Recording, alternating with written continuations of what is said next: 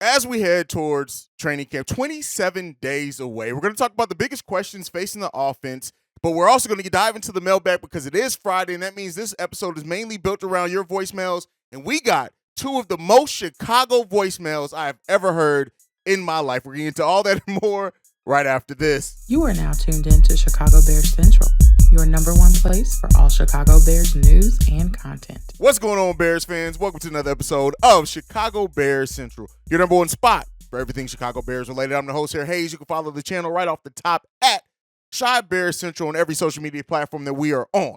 But let's go ahead and get into the content for today, ladies and gentlemen. And first up, we're going to talk about the biggest question still surrounding the Chicago Bears offense as we head into training camp that we need answered. And that is, first up, Justin Fields' growth as a passer. We all know, right? Does he grow in the necessary ways and getting comfortable? Is he going to be the finished product right away? No. But the growth that he makes as a passer is going to dictate the way that the offense goes.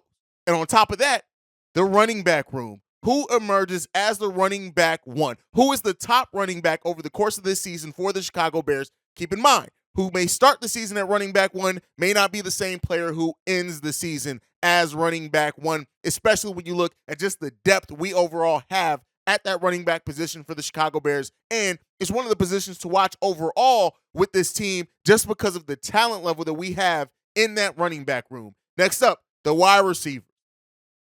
Does Chase Claypool turn out into the player that we traded for and that we hoped he could be when we traded for him, right? And who takes a step back overall in that wide receiver room, right? When you have the talent, we already know DJ Moore is the number one. But then when you look at Chase Claypool, when you look at Darnell Mooney, who is going to step up? Who's going to earn their contract? Does either one of them, do we see a world in which neither one of them get another contract? I think that that's a very slim chance of happening. But the questions around the wide receiver room are ones that absolutely need an answer as we go forward into the season. And in training camp, we hope to see an answer with that. Justin Fields' growth as a passer may be directly correlated to two things: the protection that he has in front of him and how the wide receivers come together, the weapons that he has. On top of Robert Tonyan and Cole Kmet, you do not want to overlook them as well. But those wide receivers, how does that room shake up? We know what it looks like on paper, but on paper has never won a goddamn game. We need to see how it's going to shake out in person, in live, with pads on. Does the talent level that we see on paper from that wide receiver core actually correlate to wins on the football field? Does the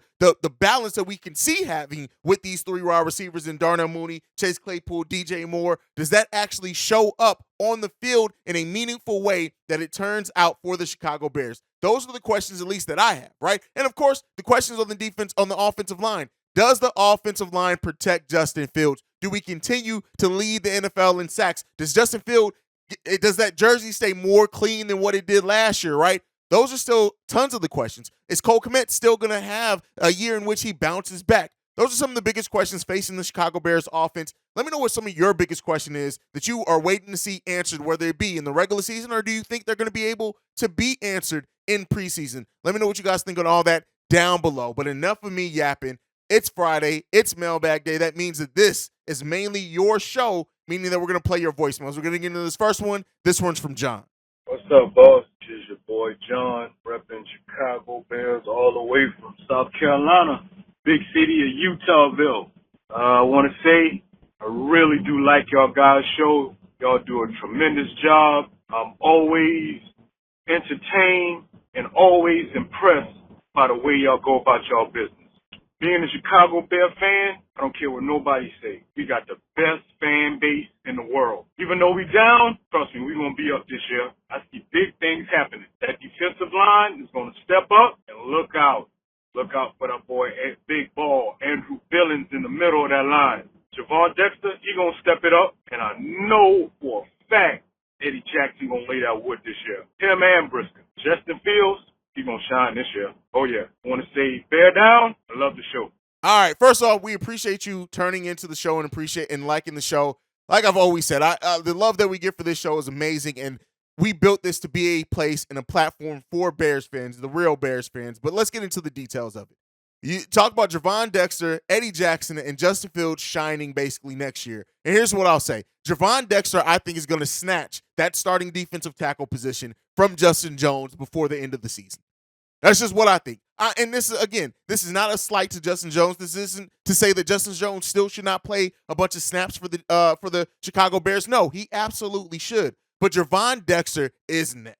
Javon Dexter is the prototype. Javon Dexter is what a modern defensive tackle can be, and I have the utmost faith in how he's going to round out as a defensive tackle for the Chicago Bears team. And I think also, Javon Dexter ascending to the level that we think he can be is what's going to make it easier on those edges that we do have, especially considering we didn't go out and get a 10-sack edge or anything like that. We have talent on this defensive line. I get that. But I look at Javon Dexter as Javon Dexter is a star in the making. I truly do believe that, and I think we're going to see that build consistently over the course of the season. Am I going to say he's going to be a day one starter?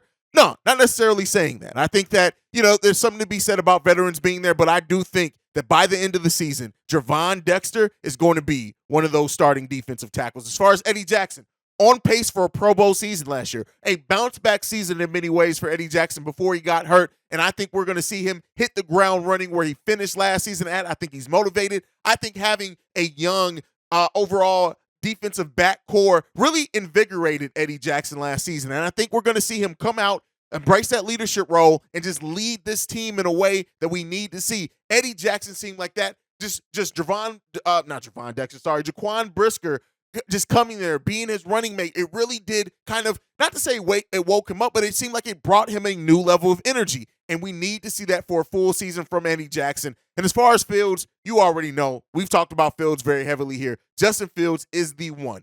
He is the one. He's going to break so many records when it comes to quarterbacking here for the Chicago Bears, and I can't wait to see how his career shakes out. But all right, let's get into the next one. This one's from Barry. Hey there, this is Barry from the suburbs. I got an idea for you guys. Listen, I haven't been as emotionally invested in a game, Bears and Packers, since the 2010 season championship. And I really can't stomach the idea of losing to this little weasel Jordan Love. So I've got a strategy, and I want to get your thoughts on it. I'm going to put money on the Packers. Now, hear me out. Put money on the straight money line. That way, if we do lose to this little weasel Jordan Love, and he does look like a weasel. I mean, if you've seen him with his helmet off, he looks like a gerbil. Anyway, if they pull off this win, then at least we get financially compensated. So I want to know what you guys think of it, and give me your thoughts. Chicago up, Bear down. Listen here. This is the most Chicago voicemail we have ever got on here. First of all, this man called Jordan Love a weasel. A weasel.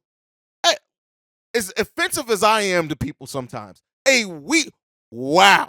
First of all, and I don't know if that's your actual voice or if you're just doing this stereotypical Chicago accent, but God, did I love this voicemail. First of all, here's what I'll say.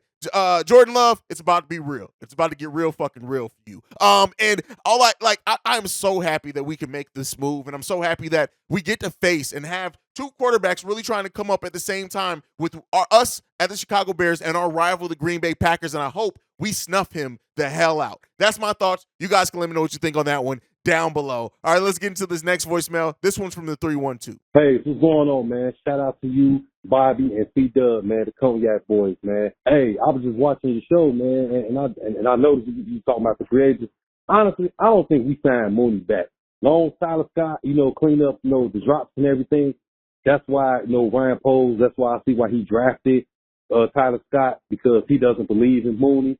And then two, I think Cole Kmet, I think he get a contract extension. You know what I'm saying? So if he performed well and everything, I think Cole Kmet, we sign him back. And three, I don't think we signed Jalen Johnson back. We might end up trading him during the season, or we might, just let him walk, get something for him. But I hope, like you said, man, I hope we don't sign Vito back, because Vito is pure fucking trash. I tried to give him an opportunity when we first drafted him, but seeing him since we had him, he don't do shit but get fucking burned. So I hope we get rid of his ass for sure before the start of the season. And I think, honestly, Justin Jones, like you said, he is a little overrated to me. And I don't think we sign him back either. I think, the two tackles we drafted in Pickens and in Dexter, I think they be our two starting tackles as well, right along with old boy we drafted in the 7th round as well. They could be a depth piece as well. And Gibson, I don't know, I'm over Travis Gibson, though, man. I don't think we should sign Gibson back. Because Gibson, it's like he doesn't have no pass rusher moves like most edge rushers. So I think we still should go get another pass rusher.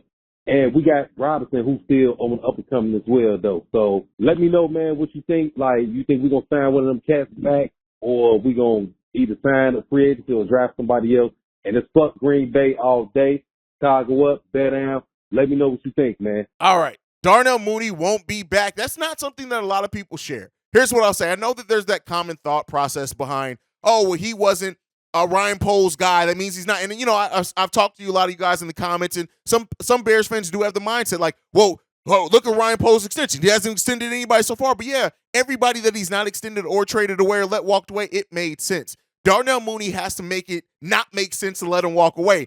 I don't think there's any world, just because he's not a guy that Ryan Poles drafted, if Darnell Mooney has the season that we think he can have, now moving back to a more natural position for him, I don't see that Ryan Poles, his guy or not, be damned. I don't see him just sending Darnell Mooney away for that. But what I will say is that Darnell Mooney got to perform. There are dogs behind him that are ready to take over if you give them the opportunity. Tyler Scott being one of them. Now, Tyler Scott has his own issues with drops, things like that he needs to work out. And I'm not saying that Tyler Scott's going to come in day one, steal the position from Darnell Mooney, nothing like that. But I am saying that if you do not show and prove your value to this team, that there is a mindset and a common thought, not just because of Tyler Scott, but because of the Bears having 2 first-round picks next year that they can use to get a wide receiver or package together to get their guy if they think their wide receiver to pair with DJ Moore is there. And because of that, Darnell Mooney has to perform. He has to. That's just it.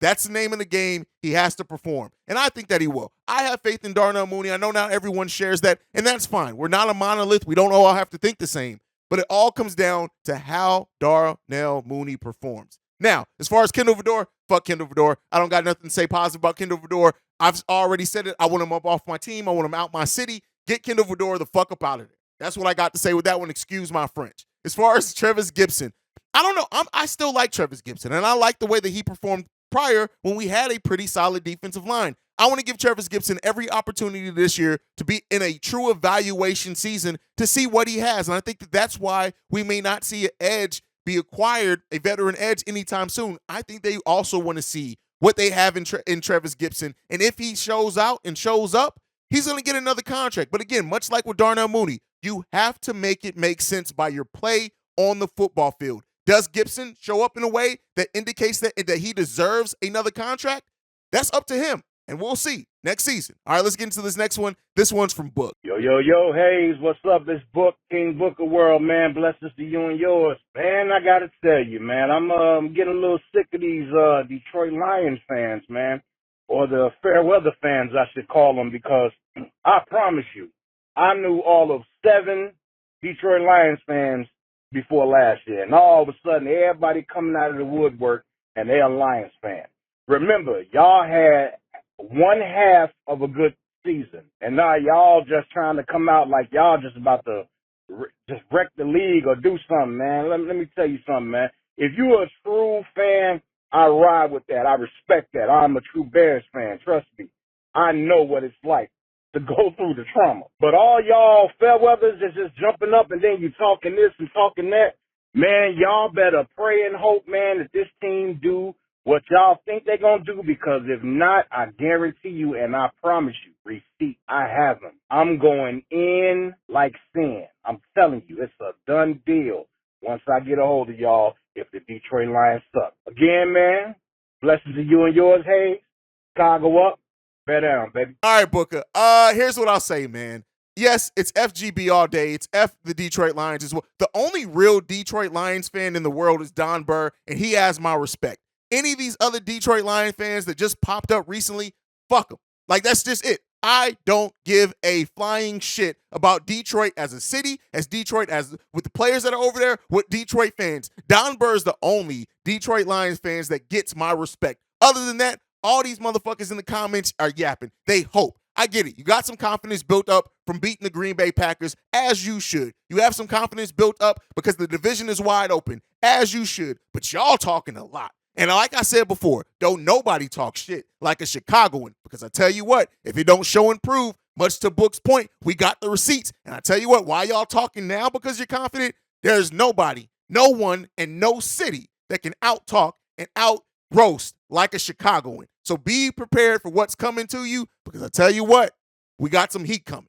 All right, let's get into the last voicemail for today. This one, I'm just going to play it. Bobby, C-Dub, hey, what's happening, fellas? It's your man, Marifa, black yet again. That's right, I said it, Marifa, black yet again, man. We talking about them Chicago Bears. You hear me? C-Dub, you said it, man. 27 days from now, man. It's going down. Training camp. You said you're going to be in the building. You said you're going to be in the stand. You said you're going to be on the field. You're going to be observing and reporting back to the peoples what's really going on. But look here, man. I want to know one thing, my boy. I want to know what them second unit going to look like, man. Look here, man. I want to know if Alex Leatherwood going to be any good. I want to know if Larry Borum going to do anything for him. I want to know if Valens Jones going to make him wish he had a clone, man. Listen, that second unit got to be the truth. You feel me? Terrell Lewis got to be the truest. And if he ain't, man, they not going to be pushing them starters, man. We need that second unit, man, to come into training camp on fire. Because they got to push the starters, man, to be great. You feel me? We got to push them starters, man, and that's going to only happen in practice, during training camp. And them second unit starters are going to be very important to the admonishment of this season, man, because they got to be able to push them boys in practice to make that first unit sharper. Them starters going to have to come out the gate against them Green Bay Packers and FGB, by the way. FGB, if you ain't know what that is. But listen, man, them second unit got to push them starters, man, to make them sharper than an edge up at a barber shop. And don't push my hairline back. You feel me? Look here, man. It's your man, Marifa, man. I done did my thing. Now, y'all fellas go ahead and continue to do your thing, because I got to get stuff out of here, man. I got places to go, and I got people to see. But listen here, man, before I leave, I'm going to say one more thing, man. Chicago up and Bear down. You feel me? Super Bears, Super Bowl. You feel me? And that is the perfect way to end this mailbag. I got nothing to add to that one. That man said it all. That was amazing. That was the best voicemail to end this show on. Thank you guys so much for tuning in to another episode of Chicago Bears Central. Make sure you're following the show at Shy Bears Central on every social media platform. You can send us any feedback, questions, comments, concerns, ChicagoBearsCentral@gmail.com. Lastly, if you want to leave a text message and our voicemail, the number to do so, 773-242-9336. We are the number one spot for everything Chicago Bears related because of you guys. And like I like to end every episode on, Bear down, love you guys. Wait, no, I didn't end it right. Like I like to end every episode, Chi-Town up, but Bear down. Love you guys. Peace, y'all. Fuck Detroit and fuck Green Bay. Peace. This has been a presentation of the Break Media.